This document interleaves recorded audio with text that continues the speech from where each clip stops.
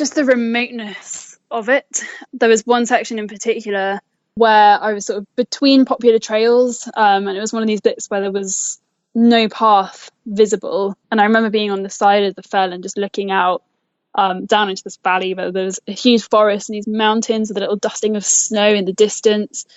And there was absolutely no evidence that any people had ever been there before. And there was no suggestion that there were any people within like hundreds of miles around me.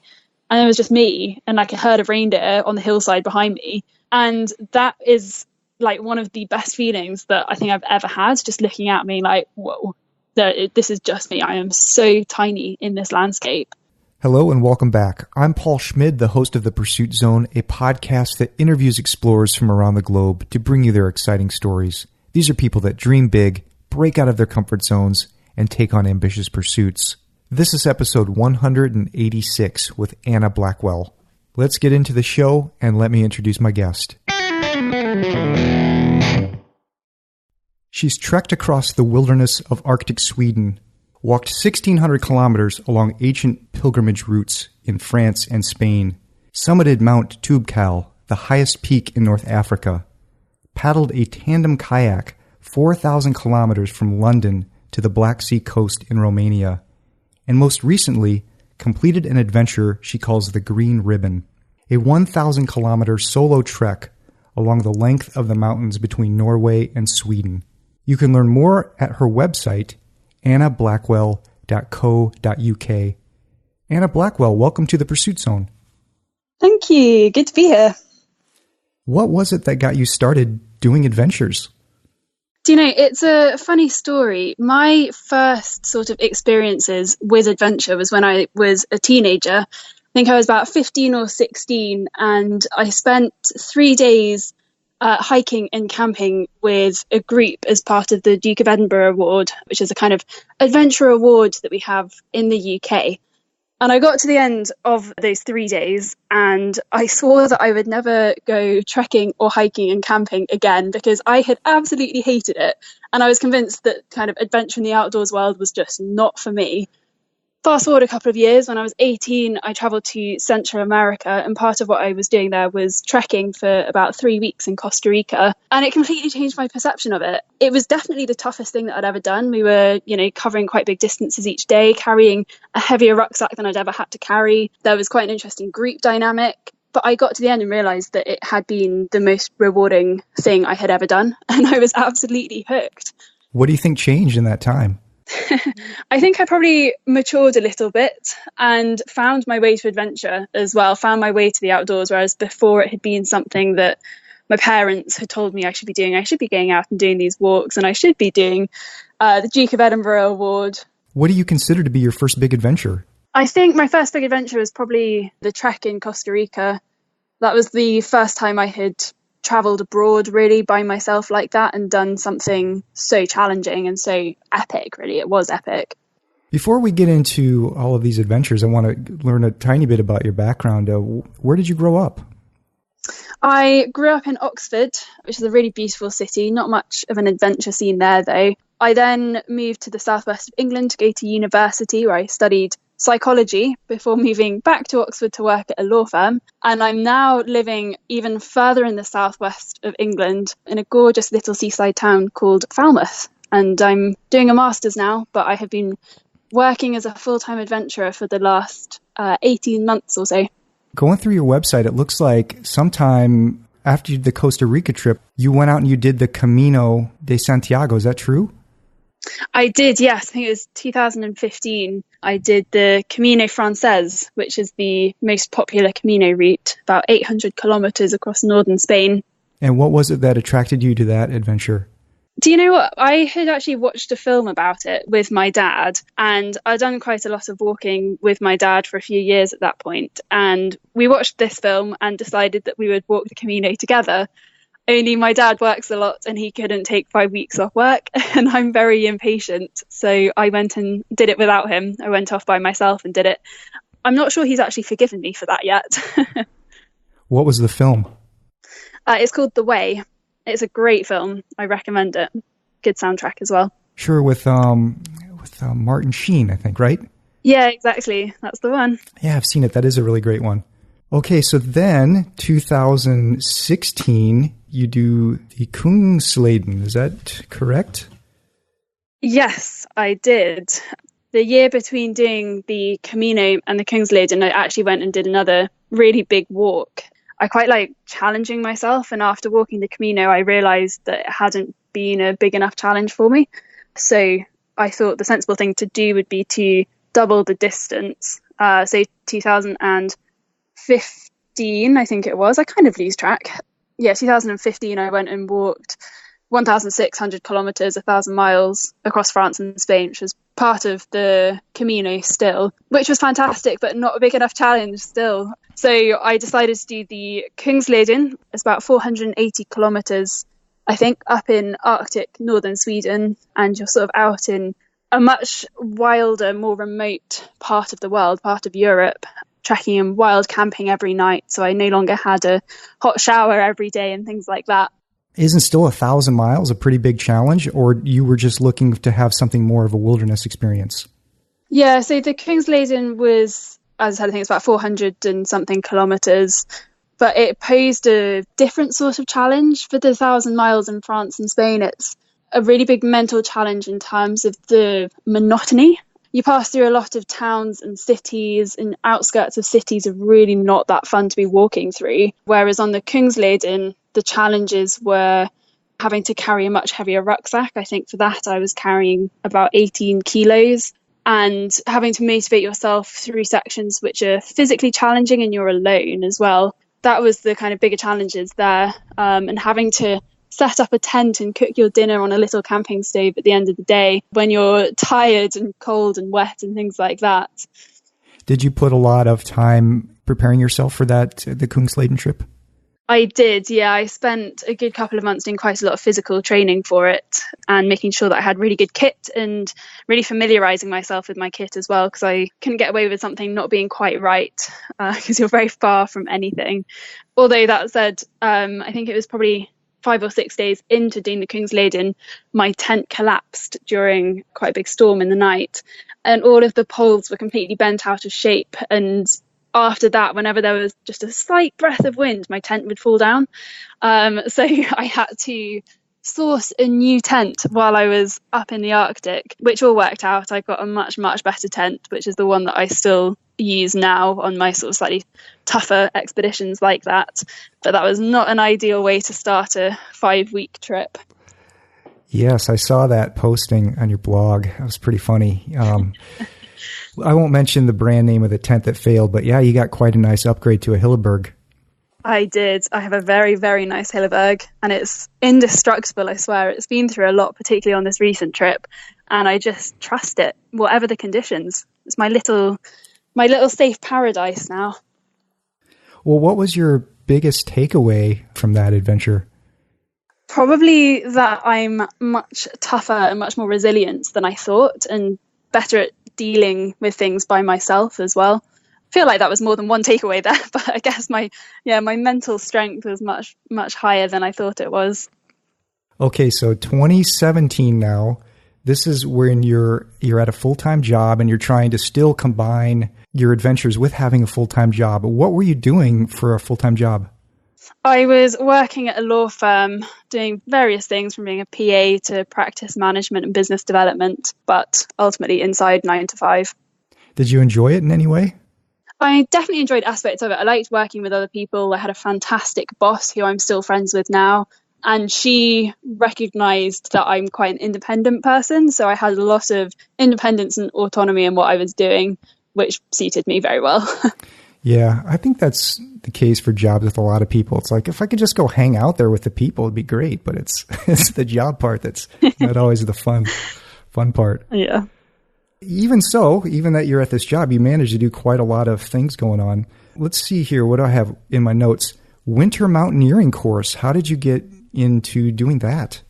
So that was a sort of a subsidized skills course for young people who want to possibly do more winter mountaineering. So that was, I think it's about 4 days up in the Cairngorms in Scotland, learning ice axe arrests and rope skills and things like that, and how to walk with crampons on, all sorts of things that I'd never done before, which was fantastic fun. Very cold though. Did you have the Mount Toubkal trip kind of in mind before you did this mountaineering course? I actually didn't. The Toubkal trip was a very last minute thing. I think I maybe booked it 2 weeks before I went. And because I went in the summer, I went up Toubkal, which is the highest mountain in North Africa, in Morocco, in the Atlas Mountains. I went in June, I think it was, so it's summer conditions and there wasn't really any snow. So sadly I didn't get to use my new techniques, but that was an absolutely fantastic experience. We were up at, I think, 3 a.m. or something on the day that we went for the summit, and so we got to watch the sunrise just below the summit, which was absolutely stunning. And did you hitchhike your way to Morocco? I did, not on that trip, but another trip. That was when I was still at university. 2 friends and I did hitchhike from England to Morocco. And any crazy stories to tell there? Some, yeah. We had a couple of slightly dodgy lifts where the car door wouldn't close properly, and I was sitting sort of next to the door, and the weight of my 2 male friends and our rucksacks being thrown against me when we went round roundabouts and things like that made me nearly fall out of the car. So some experiences that maybe I don't want to repeat. Back to the Mount Toubkal adventure. Would you go back to Morocco and do another trip like that in the Atlas Mountains? Definitely. I definitely would do. The Atlas Mountains are absolutely incredible. They're much bigger than any mountains that we have in England and the UK. And yeah, I would love to go back and do some more hiking there. What's the nearest city that's next to? It's close to a town called Imlal, but you fly into Marrakesh normally, and then it's I think it's a couple of hours in the car to get to sort of the start point of the trek there. Did you spend any time in Marrakesh? I had, I think, about 24 hours there at the very end. And then I had a couple of days in Marrakesh when I hitchhiked there as well. It's an absolutely mental city. Like, tell me how. Oh, there are just so many sounds and smells and people in the main square. There are loads of different stalls, and there are people with like monkeys and snakes, and just people cooking really strong smelling food, and walking through the markets as well. There's just so much to take in. It can be quite overwhelming, but I loved it. Somewhere I think I could only spend a few days in before needing to retreat to somewhere a bit quieter. Is it the kind of place where there's lots of tourists and lots of scammers and that sort of thing? Yes, yeah, a lot. You make your way to another adventure, I'm not even sure if I'm pronouncing this right, the Lofoten Islands in Arctic Norway. And that's the one in your blog, you say it's the adventure gone wrong. But actually, after reading through it, I'm like, it kind of seems like it all went right. Yeah, I mean, it went wrong in terms of our original plan, completely fell through, but it turned into a really fantastic adventure that was completely unpredictable and unplanned, which I guess is kind of what adventure is all about. So what was the original plan? The original plan was to spend, I think it was 8 or 9 days, trekking the length of the Lofoten Islands. And we were going to be wild camping every night, heading up a couple of mountains along the way. And what happened to throw everything out of whack? It all went wrong right at the very start. We had, I think it was 2 or 3 flights to get to our start point, and a ferry as well. And our first flight, they lost our bags, and then we were delayed trying to find our bags, which meant we missed our second flight. By the time we actually got up to Arctic Norway, we had then missed the ferry, which was the only one for, I think, 3 days. Thankfully, we did get our bags back, but we realised that we weren't going to be able to get to where we wanted to start our trek. So we had to kind of rejig things quite a lot. So headed to the other end of the islands after spending a night sleeping on the floor of the ferry terminal. This all happened on my birthday as well. So we kind of thought we would try to do the trek in reverse. But after, I think, about a day and a half, we realised that the weather was just going to be absolutely horrific. Really, really high winds and torrential rain and pretty grotty. And we kind of had both lost the will a little bit. So we decided to improvise. And it sounds like you kind of started hitchhiking. We did, yeah. It was actually unintentional. We were kind of stomping along this little road in the rain, feeling quite sorry for ourselves. And a car pulled up, and there were two Americans, and they were like, "Guys, you look really sorry for yourself. Do you want to jump in? Can we take you somewhere?" So we just jumped into the car. We were like, "Yeah, just take us somewhere dry." And then we kind of kept on walking. We'd stopped, had a cup of coffee, tried to figure out a new plan, and we were going to keep walking. And then this happened again. These two French girls pulled over and were like, "You guys look like you need a ride." So we kind of figured that maybe we should just roll with that. And so we did end up intentionally hitchhiking, very successfully as well. We were picked up by a Spanish family who were on holiday in Norway, and they invited us to go and stay with them that night, and sort of cooked us dinner and gave us somewhere dry to sleep and washed our clothes for us, which was really lovely. And we got to have dinner with the whole family, which was a really, really life-affirming experience.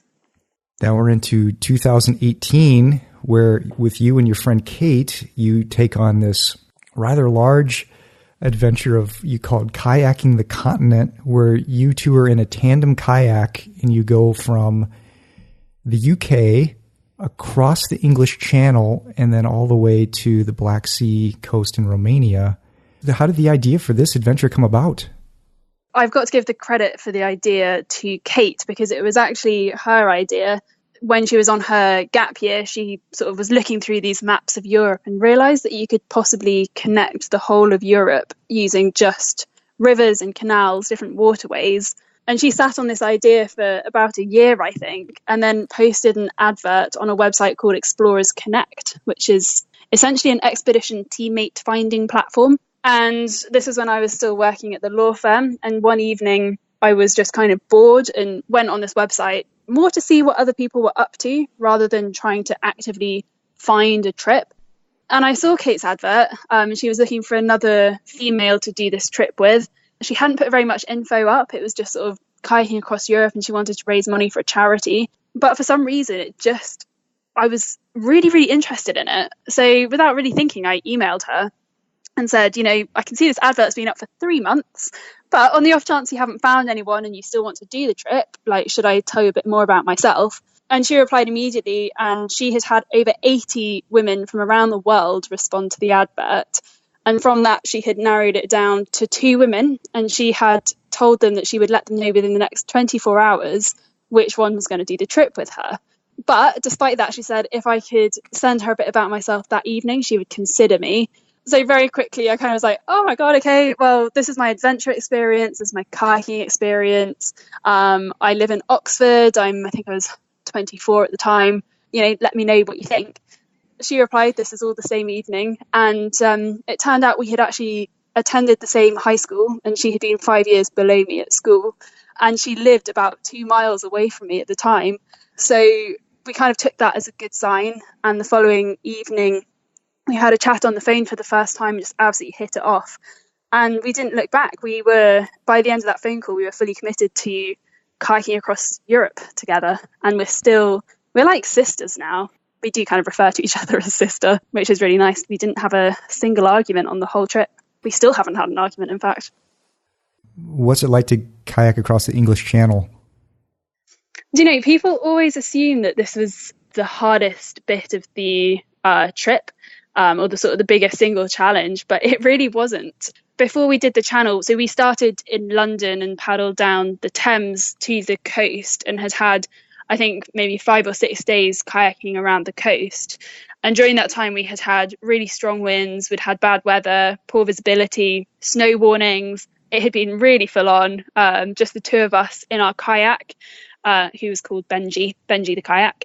And the day that we did the channel crossing, we had to wait for good enough conditions. We finally got the green light from our support boat, who escorted us just across the channel. And the day we crossed, there was absolutely no wind. The sea was glassy smooth. It was a beautiful day. Sun was shining. We were in just our T-shirts. And it took us, I think, about 5.5 hours, or just less than 5.5 hours of kayaking. And we kind of enjoyed it, to be honest. It was tiring. It was long and tiring. And there were moments where the guys on the support boat were like, girls, can you paddle a bit faster? There's a boat coming. And sort of look up and see this huge cargo ship.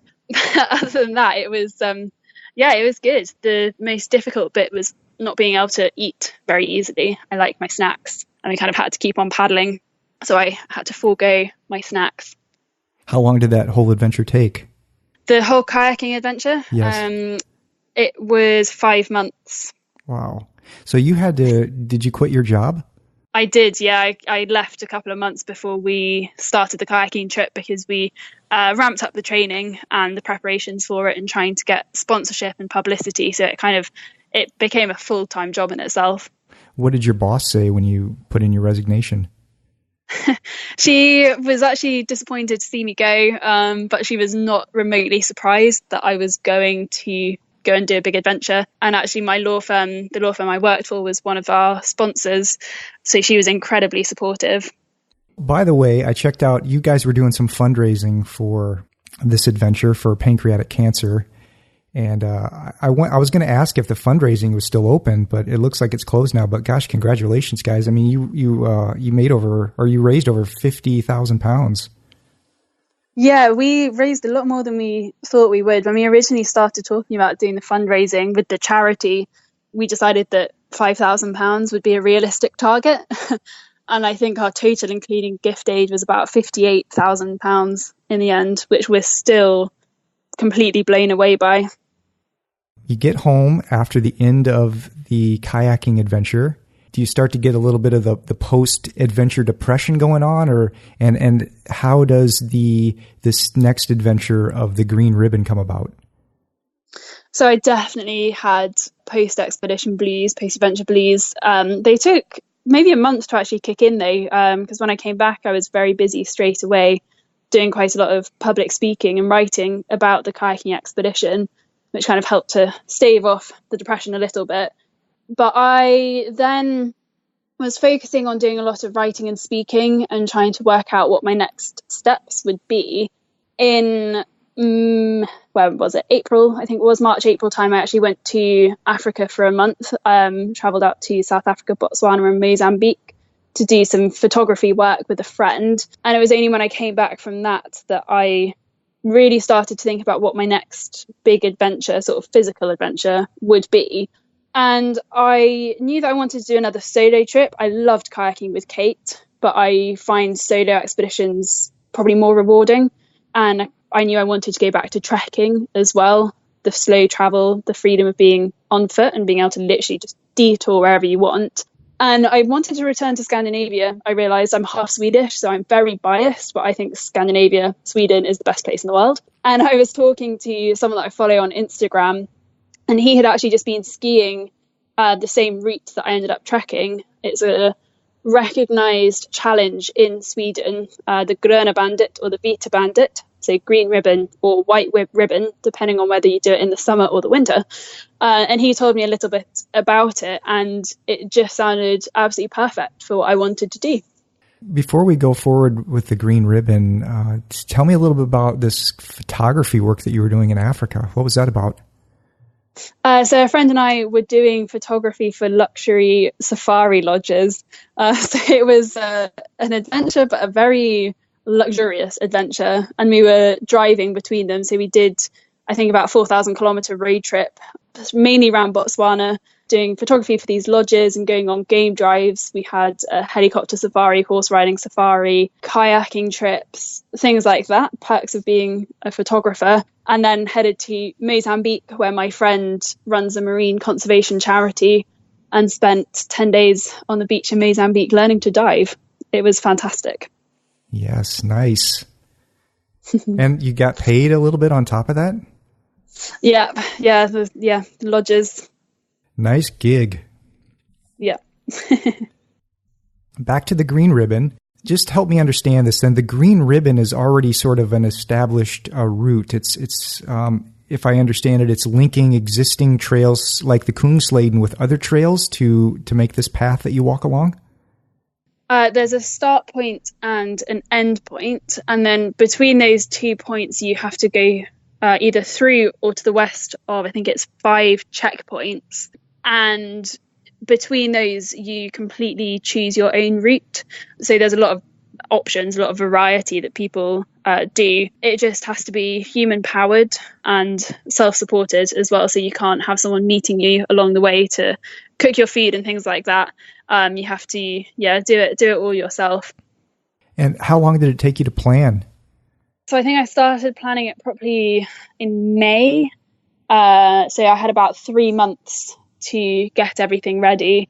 And actually, this was one of the biggest sort of planning challenges I had from the last couple of years, because it is having to plot my own route. I spent a lot of time on Google Maps and looking at the paper maps that I had as well, trying to work out what was the most realistic route, but also I wanted a beautiful route. I wanted to be in the mountains. I wanted to be away from roads and towns and things like that, which isn't hard. That far north in Scandinavia, there is not a lot. But I also had to work out where I could ship food packages.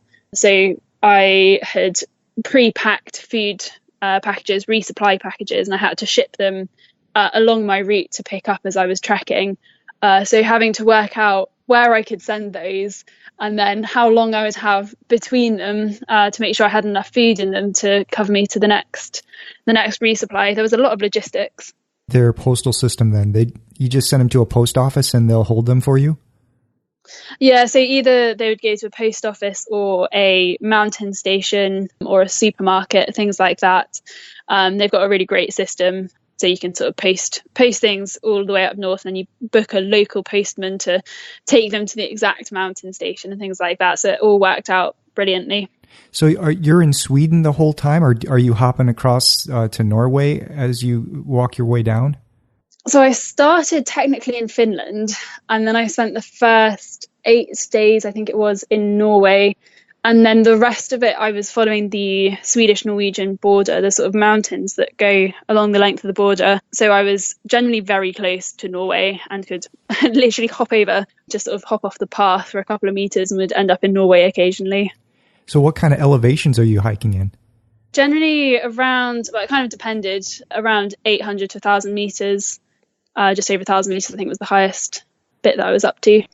How did you get yourself to the starting point? I was already in Sweden. I've been there with family, but I was trying to do this trip in as environmentally friendly or as sustainable a way as possible. So I wanted to avoid taking a short flight within Scandinavia. So instead, I spent about 50 hours, I think it was, on buses and trains, traveling from the southwest of Sweden all the way up to it's called the Treriksrøset, or Three Countries Cairn in English, and it's where Finland, Sweden and Norway meet. And yeah, I had back-to-back buses, trains, overnight trains, 8-hour buses, and even a little ferry to get to the start point. Like, if someone wants to recreate this type of an adventure, what would you recommend they have for a budget? I think I probably had a budget of about £1,500. That said, I did have a lot of the equipment that I needed, and I also worked with brands. I had sponsors who supported me. The biggest costs tend to be food along the route, because if you're buying stuff from mountain stations, you're looking at about £10 for a dehydrated expedition meal and things like that. So that ramps up really quickly. And obviously, if you need to buy gear as well, that's a big cost. So thankfully, I managed to avoid that. And travel to and from the start point as well as something that you have to figure into it. But generally along the route, because you are trekking and wild camping, you can do the whole thing without having to pay for any accommodation if you want to. I had a couple of nights, I think maybe 5 or 6 nights in the 8.5 weeks where I slept inside. And for that, you pay anywhere from, I think, about £20 up to, well, you can find really nice hotels if you so desire. What are these huts like?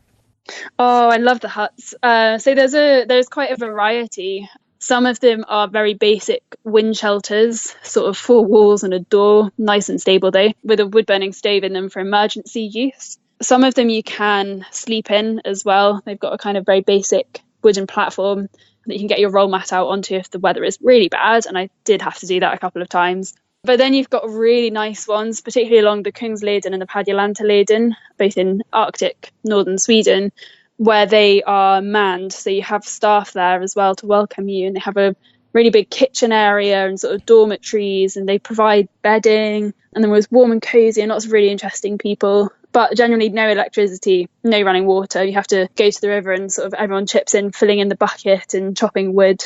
And a lot of them as well have saunas. And this is a proper Swedish sauna. So you have the women's hour, the women's session and the men's session, and everyone goes in fully naked, and you just have to sort of get on board with it, which for British people can be hard. Oh, man. You mentioned getting some sponsorships. What was that experience like doing that, and do you think it was worthwhile? I really like working with sponsors in general. I've done it for quite a lot of my trips, this one, the kayaking one. I like working with brands. I like producing content for them and sort of building that relationship. I think it's a little bit easier for me because I have a track record of doing quite big adventures and things, and I can kind of show them my website and my social media. I know it's harder for people who don't necessarily have that background. So it kind of depends, because you also then, you do have a commitment to give them something in return. So other trips I have done, I have promised a blog post for their website and a certain number of photos and maybe a social media takeover. And all of that stuff does get quite time consuming. And when you're off on the trip, having to constantly be thinking, oh, have I got enough photos of like that particular item or this brand's products?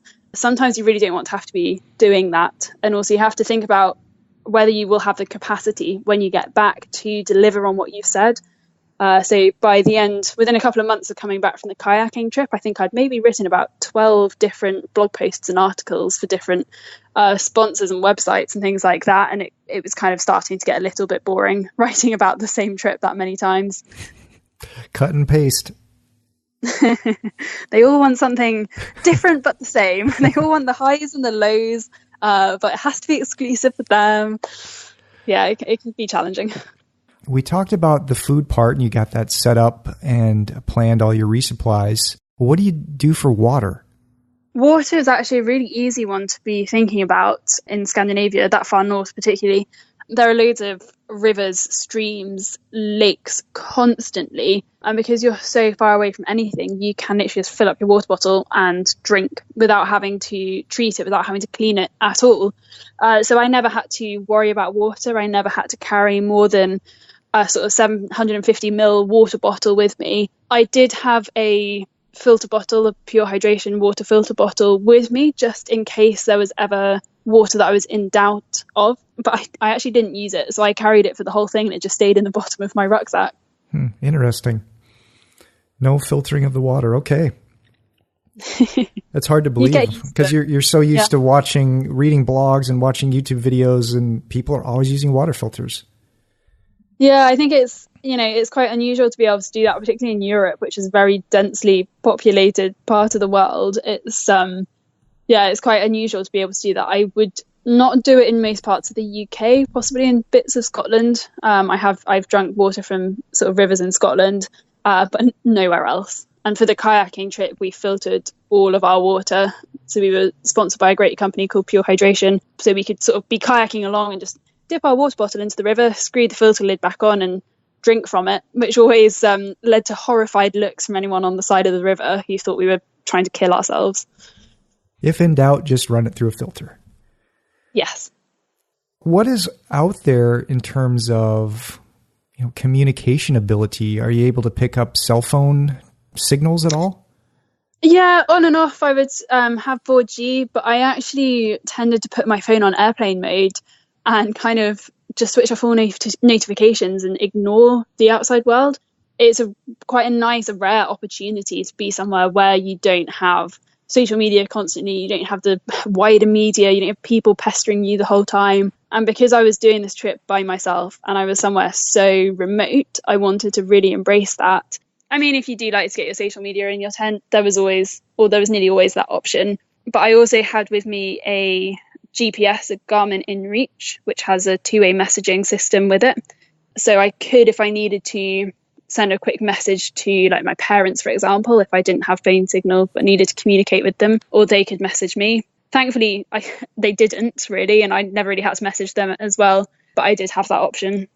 Do you think it would be easy to get lost out there, and how are you navigating? I actually went wrong on my second day. I had quite a big navigational error. I kind of knew that it was happening though. I managed to go 6 kilometers off in the wrong direction because I just really wanted to keep on walking towards some particularly beautiful mountains. I kind of wanted to know what was around the corner, all the while having this sort of gut instinct that I was heading off in the wrong direction. I was navigating with paper maps. I quite like doing it the old school way. So using those for sort of day to day.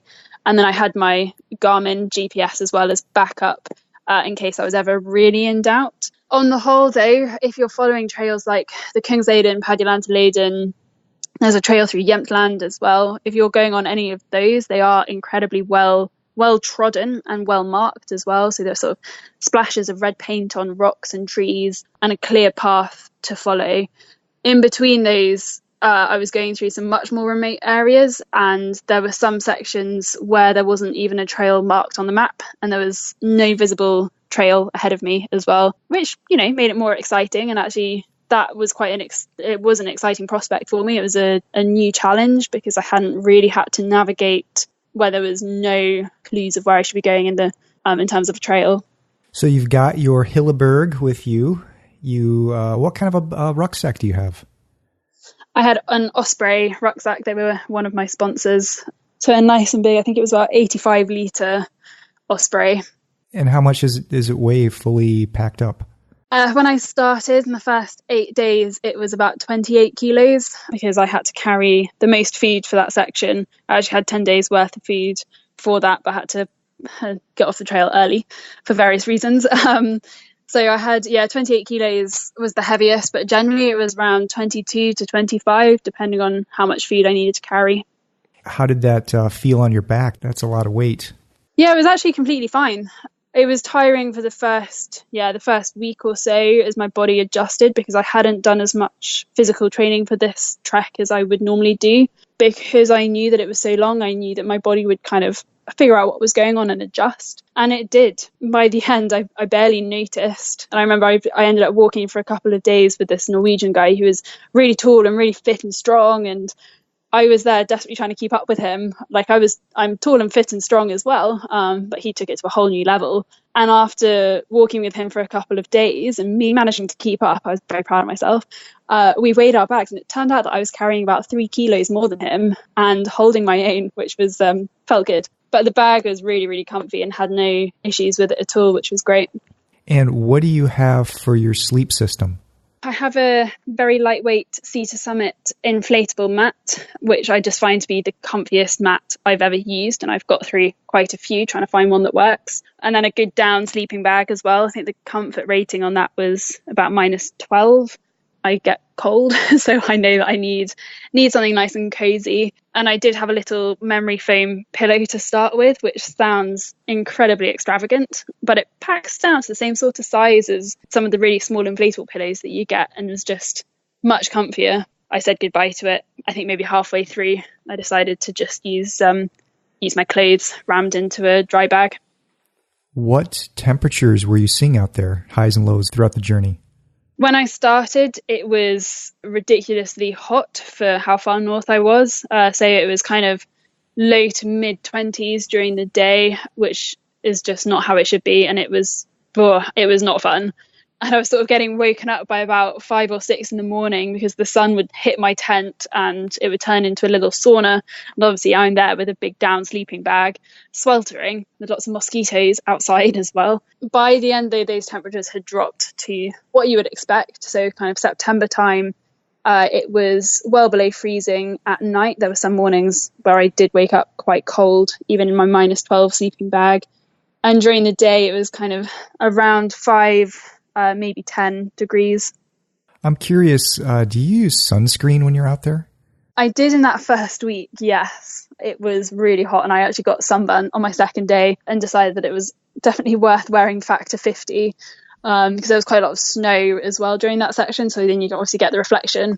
After that, though, I ditched it. My mother forever tells me off for not wearing lots of sun lotion and moisturising my face every day, but I just didn't want the weight of the sun lotion, and I figured, I was quite far north. There wasn't too hot and sunny for a lot of it, so I ditched it. Yeah, I have a love-hate relationship with sunscreen too. I wish they could just make it so it's not greasy. Let's talk about your cook system. How are you cooking your food? I had a slight hybrid cooking system going on actually. So I was using the sort of stove attachment from a jet boil with a bottle of gas. And then I have a lightweight cooking pot that I would use on top of that. And I did that instead of using the kind of normal jet boil pot. I used this other one because I also carried a little twig wood burning stove, which packs down really small, really lightweight. And I needed a pot to pan that I could use on that as well. And I actually did use the little stove quite a lot, particularly when the weather was good. It was just one of those little things I really wanted to do, was cook my dinner over fire. And it meant that I used less gas as well, which is always a bonus. Didn't have to carry quite as much with me. Well, what kind of food were you eating? Dinners were dehydrated meals pretty much every day. One of my sponsors is a British company called Firepot, and they make, in my opinion, the best dehydrated expedition meals that you can get. They are absolutely delicious. They also do really big portion sizes, which are like 1,000 calories. A lot of dehydrated meals are kind of 600 calories. And when you've spent a day trekking in quite cold temperatures, carrying 25 kilos, you need more than 600 calories for dinner. So Firepot did a proper portion size, and they also offer compostable packaging. And they're the only company that do this, and you can literally chuck it into your own composting or into the landfill, and it breaks down within a year. It's obviously so much better than using plastic packaging. So that was my dinners, and then lots and lots of snack bars and protein bars and things, and dried nuts and fruit, and a lot of chocolate as well. Milk chocolate or dark chocolate? Milk chocolate. Always milk chocolate. There are loads of varieties. Like you get this kind of milk chocolate with dime, which is like a Swedish chocolate bar, or with like orange bits in it. Oh man, I miss being able to eat that much chocolate and still not gain any weight at all. It's fantastic. So of the dehydrated meals, what's your favorite? The Firepot posh pork and beans. Posh? It's fantastic. Posh pork and beans. Yeah, it's so good. Do they have any curry? They do a dal and spinach, a spinach dal, and rice it is, which is really delicious. They've got quite a good variety of like some really meaty dishes, and then they also have some vegan ones. Yeah, I'm a big fan, as you can probably tell. What was your favorite thing about the landscapes that you were walking through? Just the remoteness of it.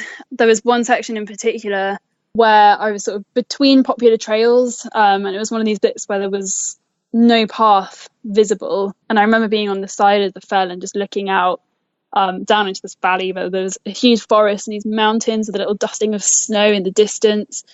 And there was absolutely no evidence that any people had ever been there before. And there was no suggestion that there were any people within like hundreds of miles around me.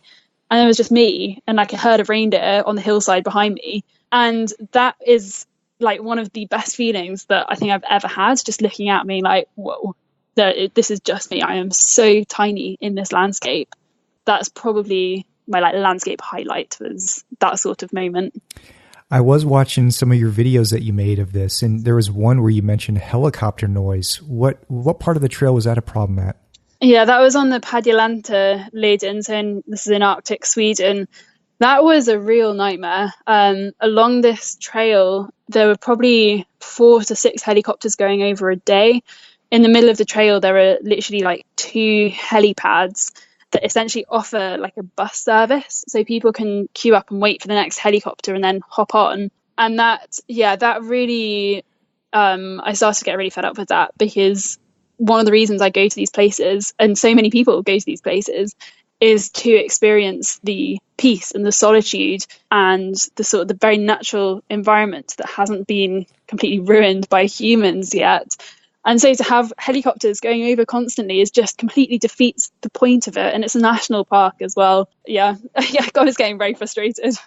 What do you think was the biggest challenge of this adventure? Probably getting through the bits where the scenery was less exciting or things were more monotonous. If I was in sort of smaller mountains, bad ground underfoot. I had a couple of days of walking through marshes, and this is literally just ground that was so saturated that I could feel water like squelching around my ankles, and spending that much time just walking through mud and water. It is really challenging to keep yourself motivated and keep yourself going. And rocky terrain as well. There were some really long sections of just walking over rocks that have like just a fine layer of moss, enough to make them really, really slippery. And you have to go slowly. And obviously when you're carrying that sort of weight as well, you just know one wrong step could be pretty catastrophic. That was kind of the really tough moments. Were you using trekking poles? I use them religiously. If I didn't have them, I would have fallen over multiple times a day. What ones do you use? Leki. Oh, I don't know how to pronounce that. Leki, Leki, Leki. Well, what was your favorite part? Probably the really remote sections. I think that my favorite part was probably actually the first week, where the mountains were the most impressive, and the extremity of what I was experiencing as well, because it was physically so challenging, but it was so beautiful. So I had this like really big sort of difference between how I was feeling physically in this beautiful world around me and the exhaustion that I was feeling, but then like the elation at seeing a fantastic view when I finished a big climb. That was, yeah, really fantastic. And some of the places that I got to camp along the whole way, in fact, being able to unzip my tent and just look out across mountains and wilderness or reindeer. Just absolutely love those moments. What about the adventure are you the most proud of? Probably pushing through with a smile on my face as much as I did. There were definitely moments where I felt broken. I had flu for about a week, and the weather was really bad during that phase as well. So it was kind of torrential rain. I was constantly wet. I was feeling horrific, had high temperature, snot pouring out my nose, but managed to keep on going and managed to make jokes out of the situation that I was in and find entertainment in sort of shoving toilet roll up my nose and things like that. So yeah, being able to stay positive when things just didn't feel that great. I think positive thinking and just being able to smile and find things to enjoy is a skill that you can work on. And I've spent a lot of time working on it and feel like I'm nailing it now. Other than that one guy that you mentioned that you ran into out there, did you see a lot of people out there? The first 5 days I saw nobody at all, which was another reason why I loved that first section so much. And the sort of sections between popular trails as well, I would often go 4 or 5 days without seeing people. On trails like the Kungsleden, the Padjelanteleden, there are quite a lot of people. So I would, see people every day really. And I walked with a couple of people at various times as well and made some really lovely friends who I'm still in touch with, which was a nice little addition. If you had to plan it again, what's one thing that you would do different? There probably isn't anything that I would do differently. I feel like I made a lot of right choices in terms of like the kit that I took and the preparation. And while I was actually out there, there were things that I was conscious that I wanted to get out of the experience. Like I wanted to spend enough time reading in my tent and writing, and I wanted to give myself the time to just stop and take as many photos as I wanted to and things like that. And I wanted to stay open to changing my route if something happened or I met someone I wanted to walk with and things like that. And I stayed true to all of that. Yeah, probably wouldn't change anything. I've been striking out a lot with that question lately. Everyone always gives me that answer. So Anna, what's next for you? So I've actually just started studying a master's in environment and human health. So for the next year, I have the adventure of academia, which feels like a big challenge at the moment. I've got a lot of deadlines coming up. So studying, and then, I have to think up the next big adventure. I've got some time to hatch a plan. How can people contact you if they want to learn more? Hit me up on Instagram. That's at Anna Blackwell. That's where I'm most active. I'm on Facebook as Anna Blackwell Adventurer, Twitter _Anna Blackwell, or drop me a message through the contact form on my website, which is annablackwell.co.uk. And I'm also now on YouTube as well after vlogging this trek. It's my first forays into the world of vlogging, so apologies that they are pretty horrific. Anna Blackwell, thank you for coming on the show and sharing the stories of your adventure. Appreciate it. And good luck to you in everything that you're doing and with school and your next big adventure, whatever that is. Thank you. And thanks for having me.